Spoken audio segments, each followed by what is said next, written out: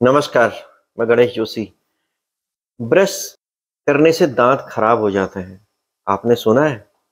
ऐसा नहीं सुना होगा। आपने सुना होगा कि ब्रश करने से दांतों की सफाई होती है, ओरल हाइजीन अच्छी होती है। लेकिन आज हम आपको एक ऐसी सच्चाई से रूबरू कराना चाहते हैं, जब ब्रश करने के तमाम दुष्परिणाम भी हमें झेलने पड़ते हैं। आखिर ये क्या सच्चाई है? इस विषय पर विस्तार से बात करेंगे। और आज हमारे साथ बात करने के लिए उपस्थित हैं हल्द्वानी के प्रसिद्ध डेंटिस्ट डॉक्टर गौरव जोशी जी। आपने समय दिया, मैं बातचीत करने के लिए आपका स्वागत करता हूं। और डॉक्टर गौरव Joshi ji Indian dentist association के अध्यक्ष समेत कई पदों पर रहे हैं और रेड क्रॉस सोसाइटी के स्टेट चेयरमैन भी हैं और पढ़ने के बहुत शौकीन हैं और तमाम विषयों पर आप हस्तक्षेप रखते हैं। और शुरू करते हैं आज जो विषय हमारा है कि ब्रश करने से क्या फायदे होते हैं। उससे पहले मैं एक चीज और जानना चाहता हूँ, आखिर डॉक्टर डेंटिस्ट हैं तो वो ब्रश खुद भी करते होंगे, और वो कैसे ब्रश करते हैं और क्या तरीका है, वो हम सब के साथ शेयर करेंगे और उसका लाभ हमें मिलेगा। तो मैं शुरुआत करता हूं डॉक्टर गौरव जी। जो ब्रश करने के जो हम तरीके हैं, क्या हम जो कर रहे हैं वो ठीक कर रहे हैं? उसके बाद भी हम लगातार करते हैं, उसके बाद भी हमारे दांत क्यों खराब हो जाते हैं? जी, एक्चुअली क्या है, हमारी स्कूल की जो भी एजुकेशन हुई है जी, उसमें हमें हाइजीन के बारे में सब बताया जाता है कि भाई आप ब्रश करिए, आप नहाइए धोइए, नीट एंड क्लीन रहिए, नाखून काटिए।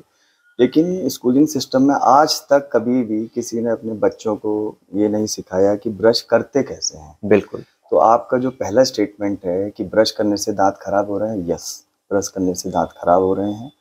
हमारे पास पेशेंट आते हैं, वो कहते हैं कि हम दो दो बार ब्रश कर रहे हैं फिर भी दांत खराब हो रहे हैं। उनके दांत दुगनी तेजी से खराब हो रहे हैं। वो क्यों खराब हो रहे हैं? क्योंकि प्रॉपर ब्रशिंग टेक्निक उनको आती नहीं है। उनको कहा कि आप ब्रश करिए, ठीक है, बच्चों के माँ बाप एक ब्रश ले आए, ऐसा एक ब्रश मार्केट में मिलता है, वो ब्रश वो लेके आते हैं हाँ। और एक पेस्ट उनको दिया जाता है। ऐड में दिखाते हैं कि भाई इसको भर लो, आप यहाँ से लेके यहाँ तक, जितना भरोगे उतने आपके दांतों की सफाई हो जाएगी। आदमी अपना ब्रश पकड़ता है, उसने कहा कि भाई अब हमें दांतों की सफाई करनी है, पकड़ा और घिसना शुरू, और ऐसे घिसना शुरू कर देता है। बस। अब क्या हो रहा है, पेशेंट अपने दांतों की तो खूब घिसाई कर रहा है, उसके दांत सेंसिटिव हो जा रहे हैं। ये जो आप स्पॉट्स देख रहे होंगे, जो ब्राउन स्पॉट्स लगे हैं, ये दांत घिस जा रहा है। अगर आप इसको जूम करके दिखाएंगे तो ये दांत की जड़ें इसमें घिस जाती हैं, इससे सेंसिटिव हो जाते हैं दांत। अब इसमें ना माँ बाप की तरफ से किसी तरीके का कोई, मैं कहूँगा, कमी रही। अब स्कूलिंग सिस्टम में इसको डाला नहीं। हर कोई डॉक्टर के यहाँ जाने से सबसे कतराता है, ऐसा कुछ यहाँ का रूटीन है नहीं कि हर 6 महीने में ठीक चल रहा है क्यों हाँ, जाए और डॉक्टर के डेंटिस्ट वहाँ? का तो एक फियर भी रहता है। हाँ। एक फियर रहता है कि यार वहाँ जाएंगे पता नहीं कोई बड़ी सी सुई मुंह में लग जाएगी। तो जनरली आदमी अवॉइड करता है जब तक दर्द ना हो। तो प्रोफाइलेक्टिक ट्रीटमेंट और ये वाली जो चीजें हैं, ये इसके लिए अभी भारत इतना डेवलप नहीं है। फॉरेन में तो आदमी का मैंडेटरी है कि 6 मंथ में आप एक बार चेकअप कराइए, ओरल हाइजीन कराइए।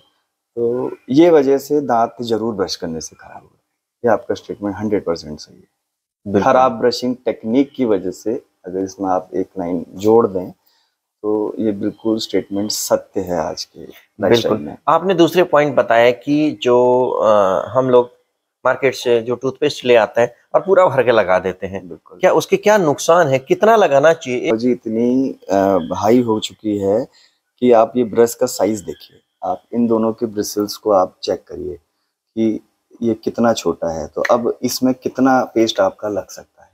मटर के दाने के मटर के दाने बराबर हमको ब्रश का जब हम ब्रश कर रहे हैं तो पेस्ट यूज करना है। और पेस्ट जब हम इसमें लगा रहे हैं तो ऊपर से लगा के छोड़ नहीं देना है। इसको जब हम लगाएंगे तो इसमें हल्के से प्रेस करना है, हमें ब्रिसल्स के अंदर पेस्ट को डालना है। इतना पेस्ट हमको यूज करना है। आप देखिए, बिल्कुल छोटा सा मटर के दाने से भी ये सिर्फ एक मीडियम है कि फ्रिक्शन ना लगे दांत में घिसने के लिए। तो पेस्ट की मात्रा आप कम से कम रखिए, इससे आपका पेस्ट भी ज्यादा चलेगा। तो आप उसको अपने मटर के दाने बराबर थोड़ा सा यूज करके और ब्रिसल्स के अंदर प्रेस करके आप उसको यूज बिल्कुल। ओरल हाइजीन को लेकर और क्या हमें करना चाहिए ताकि हमारे मुंह से बदबू ना आए, दांत साफ रहे, दांतों में कीड़ा लगने जैसी तमाम तरह की पायरिया, ठंडा गर्म जो भी हम तमाम तरीके से जो होती हैं, क्या ओरल हाइजीन से इसका क्या रिलेशन और क्या हमें करना चाहिए? देखिए, ओरल हाइजीन, आप आज हम फोन्स टेक्निक की बात करेंगे। करेंगे। ये सबसे सरल और कौन सी सबसे टेक्निक? इफेक्टिव टेक्निक है phones technique. Phones technique. Phones technique, इसको बिल्कुल। आप अपना यूट्यूब में भी सर्च कर सकते हैं। आज हम उसका डेमोन्स्ट्रेशन भी देखेंगे। इस टेक्निक में क्या है कि आपने ब्रश लिया, ब्रश में आपने पेस्ट लगाया, ये आपके दांत हैं और इसको आपको अब सर्कुलर मोशन में साफ करना है। ऐसे रगड़ना नहीं, अगर आप रगड़ेंगे तो फिर बिल्कुल, ये ऐसे बहुत इसमें ध्यान देने डैमेज आ योग्य बात जाएगा। है। आपको सर्कुलर मूवमेंट यूज करना है। राउंड और अब जो आपके टूथब्रश आए हैं इलेक्ट्रिक टूथ पे इनोवेशन, वो मूव ही सर्कुलर तरीके से करते हैं ये ऐसे। तो हमें कुछ नहीं करना है, सिंपल अपने दांतों में लगाना है और ऐसे सर्कुलर मूवमेंट में अपने दांतों की पूरी सफाई करनी है। और ऐसे ही आपको अंदर से भी दांतों को साफ करना है सर्कुलर मूवमेंट में, ऐसे यहाँ से भी करना है।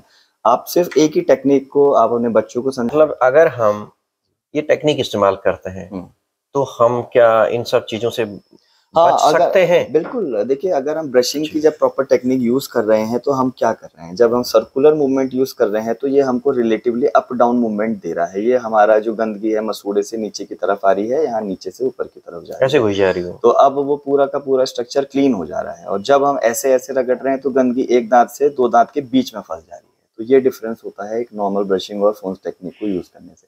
हमको गंदगी दांतों से बाहर करना है, ना कि दो दांत के बीच में फंसाना है, क्योंकि वही गंदगी हमारे कई अन्य बीमारियों का जो कारण बनती है। बिल्कुल। वो और अब हमें लगता है कि हमने ब्रशिंग कर ली प्रॉपर तो हमारा ओरल हाइजीन का रूटीन कंप्लीट हो गया। ऐसा नहीं है। ब्रश हमारा सिर्फ एक पार्ट है कि हमको अपना ओरल हाइजीन मेंटेन करने के लिए। फिर हमारे जो सबसे ज्यादा बैक्टीरिया है मुंह में, वो जीभ में होते हैं।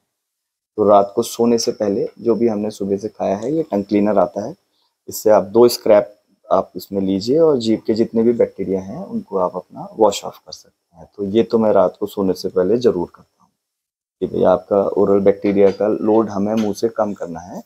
कि रात में क्या होता है कि सबसे ज्यादा बैक्टीरिया ग्रोथ होती है, उस टाइम हम कुछ खाते नहीं है, अपना हम सोए हुए हैं 8 घंटे, अनटच्ड एरिया है, तो अपना टंग क्लीन करके आप इसमें सोइए। ठीक है, तो हमने साफ कर लिए। अब गंदगी दो दांत के बीच में है, किसी के दांतों में गैप है, किसी के दांतों में कैप लगा हुआ है, तो उसको कैसे साफ करें? तो उसके लिए डेंटल फ्लॉस आता है।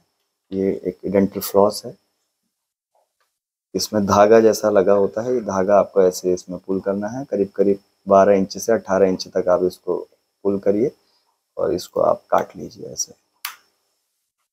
उसके बाद इस धागे को आपने अपने उंगलियों में फोल्ड किया और दो दांत के बीच में इसको डाला। और जब दांत के बीच में डालेंगे, आगे की तरफ प्रेस करेंगे, तो जो भी गंदगी है ये बाहर की तरफ निकल जाएगी। ठीक है, और ये इतना जरूरी है आपके लिए कि सारी की सारी बीमारियां क्या हो रही है, दांत तो हमारे बिल्कुल ठीक हैं और कैविटी दांतों के बीच में हो जाती है। बिल्कुल। तो जब आप ये फ्लॉसिंग मेथड करेंगे तो ऐसी आपको प्रॉब्लम भी नहीं होगी। अब इसमें भी लोग कहते हैं कि ये बड़ी मेरे लिए प्रॉब्लम है, ये मसूड़े में चुभ जा रहा है धागा और मैं पीछे के दांतों में करने में सक्षम नहीं हूँ, मुझसे नहीं हो रहा, हैबिट नहीं है, बहुत टाइम हो गया। तो उसका भी समाधान है। ऐसा ये वाटर फ्लॉसर आता है। इसमें क्या होता है, आप इसके अंदर पानी भरते हैं और इसका बटन ऑन करते हैं तो ये जेट की तरह है, इसमें से पानी निकलता है। आप अगर देखेंगे हल्का सा, ये जेट की तरह इसमें से पानी निकलता है। ये दो दांत के बीच से पूरा का पूरा एरिया क्लीन कर देता है। तो आप लोग इसको भी यूज कर सकते हैं, वाटर फ्लॉसर को। इसने इजी कर दी है लाइफ, जैसे इलेक्ट्रिक टूथब्रश ने लाइफ इजी कर दी है।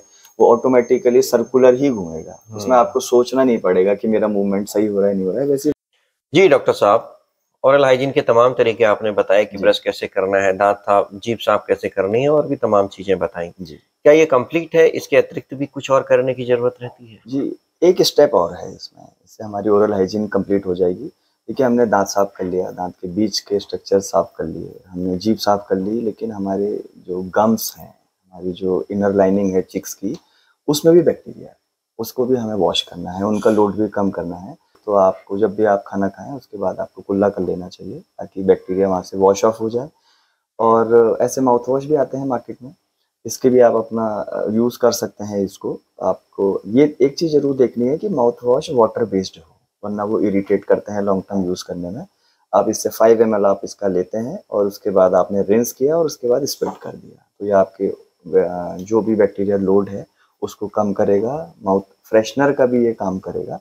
तो इसको आप अपने अगर रूटीन लाइफस्टाइल में इसको आप अगर जोड़ेंगे तो तब मैं कह सकूँगा कि हाँ, ये कंप्लीट ओरल हाइजीन है।